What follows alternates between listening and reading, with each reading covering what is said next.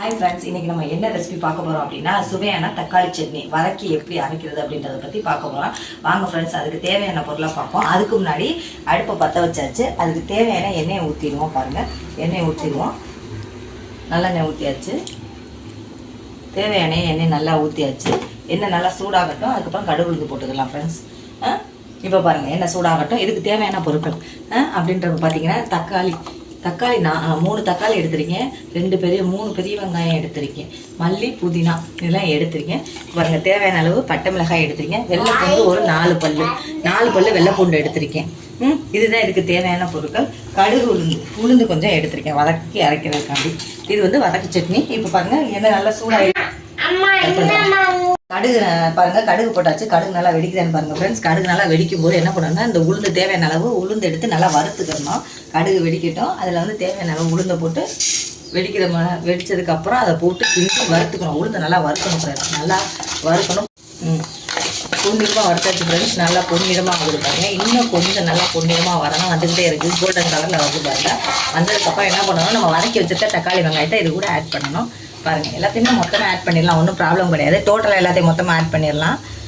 First பாருங்கள், புதினாவை போட்டுக்கணும்.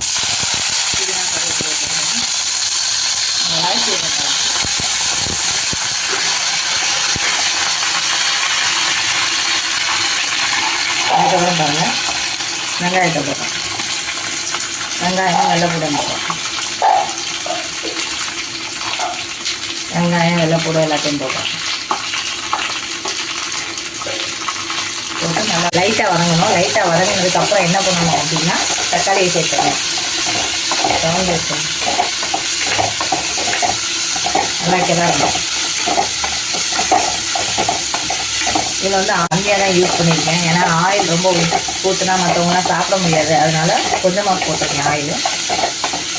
நல்லா வதங்கி பாருங்கள் ஃப்ரெண்ட்ஸ். ஓகே, இது லைட்டாக வதங்க ஆரம்பித்தோன்னா இதில் தக்காளி சேர்த்துக்கணும். தக்காளியும் சேர்த்தாச்சு. தக்காளி சேர்த்த உடனே என்ன பண்ணணும், லைட்டாக கிண்டி விட்டு தேவையான அளவு மிளகாயை போட்டோம். பாருங்கள், இந்த இவ்வளோ அளவு மிளகாய் எடுத்துருக்கேன். பட்டை மிளகாய் இதில் போடுறோம். நல்லா வதங்கணும். வதங்குறது சீக்கிரமாக வதங்கணும் அப்படின்றதுக்காண்டி இதில் சீக்கிரமாக வதங்கணும் அப்படின்றதுக்காண்டி இதில் என்ன பண்ணுறோம், லைட்டாக உப்பு போடுறோம். உப்பு போட்டு நல்லா வதங்கணும். பாருங்க ஃப்ரெண்ட்ஸ், நான் தேவை இவ்வளோ அளவு உப்பு போட்டிருக்கேன். உப்பு போட்டாச்சு. நல்லா வதக்கி விடணும்.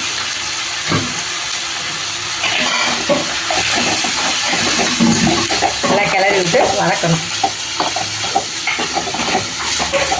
இப்போ என்ன பண்ணணும், நல்லா வதங்கி வரணும் ஃப்ரெண்ட்ஸ். வைக்கணும். வதக்கியாச்சு ஃப்ரெண்ட்ஸ். வதக்கினதுக்கு மிக்ஸி ஜாரில் போட்டாச்சு. ட்ரான்ஸ்ஃபர் பண்ணியாச்சு. இதை இப்போ அரைக்க போகிறோம். வாங்க அரைக்கலாம்.